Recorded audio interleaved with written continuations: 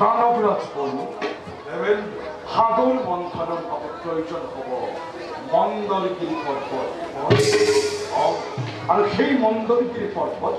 মেৰাই ধৰি মন্থন কাৰ্য কৰিবলৈ প্ৰয়োজন হ'ব বাসুকী নাগৰ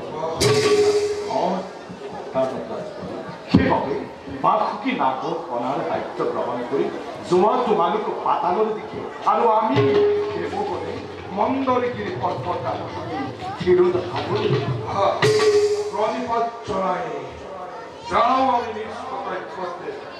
অবজ্ঞা কৰ